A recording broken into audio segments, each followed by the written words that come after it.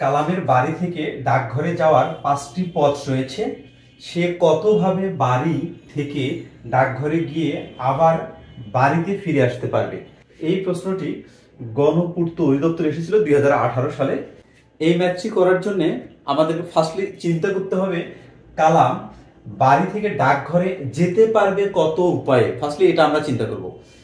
কালামের বাড়ি থেকে ডাকঘরে যাওয়ার টোটাল রাস্তা রয়েছে কয়টি? 5টি রয়েছে। তাহলে ওই 5 আমরা এখানে লিখব।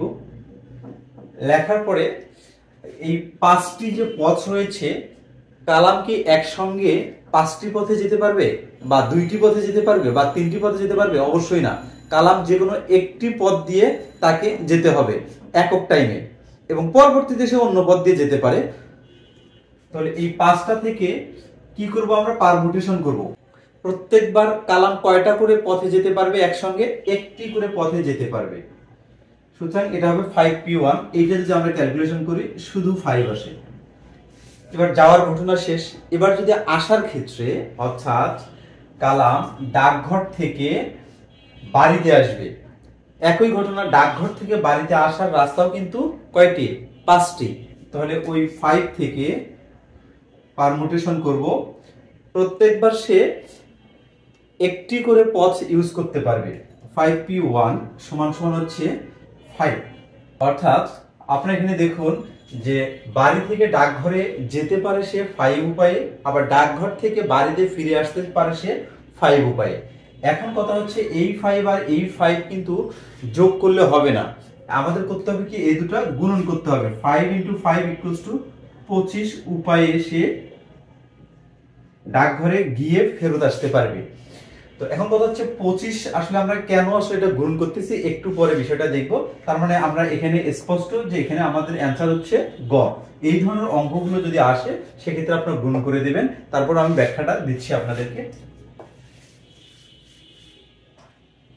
ব্যাখ্যাটা এ ধরনের, ধরুন কালামের বাড়ি হচ্ছে এটা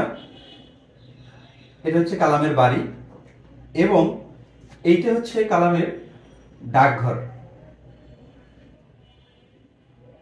এটা হচ্ছে কালামের ডাকঘর, আর এটা হচ্ছে বাড়ি। এবং ডাকঘরে গিয়ে আবার সে বাড়িতে ফেরত আসে। আবার বাড়িটা আমি এদিকে আট করছি, ওকে। তার মানে এখানে বলা হচ্ছে বাড়ি থেকে ডাকঘরে সে কত উপায়ে যেতে পারে? 5 উপায়ে যেতে পারে। তাহলে ওটা আমরা আট করে নিচ্ছি। 1 2 3 4 5। 1 2 3 4 5। এই 5 উপায়ে বাড়ি থেকে কালাম ডাকঘরে যেতে পারে। আবার ডাকঘর থেকে কালাম বাড়িতে ফিরতে পারে 5 উপায়ে। 1 2 3 4 5 উপায়ে ফিরতে পারে। তার মানে ইভেন্চুয়ালি কিন্তু সে বাড়িতেই আসতেছে।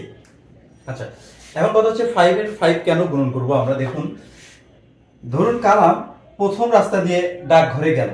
ডাকঘরে যাওয়ার পরে সে কিন্তু বাড়িতে ফেরার 5টা অপশন রয়েছে তার কাছে। কয়টা অপশন রয়েছে? 5টা অপশন রয়েছে। সে যদি ফার্স্ট টাইমে 1 দিয়ে ডাকঘরে যায়, এবং সে কিন্তু 1 দিয়ে আবার বাড়িতেও ফিরতে পারে, 1 দিয়ে বাড়িতেও ফিরতে পারে। আবার সে 1 দিয়ে ডাকঘরে গেল, সে কিন্তু 2 দিয়েও বাড়িতে ফিরতে পারে, এই 2 দিয়েও বাড়িতে ফিরতে পারে। আবার 1 দিয়ে যাওয়ার পরে সে কিন্তু 3 দিয়েও বাড়িতে ফিরতে পারে। আবার কালাম এই 1 দিয়ে যাওয়ার পরে সে কিন্তু 4 দিয়েও বাড়িতে ফিরতে পারে। সিমিলার ক্যাটাগরিতে কালাম 1 দিয়ে যাওয়ার পরে সে কিন্তু 5 নম্বর রাস্তা দিয়েও বাড়িতে ফিরতে পারে। তার মানে এখানে আমরা বুঝতেই পারতেছি যে কালাম যদি বাড়ি থেকে একটি রাস্তা দিয়ে যায়, তার বাড়িতে ফেরার রাস্তা হচ্ছে 5টি। ওকে।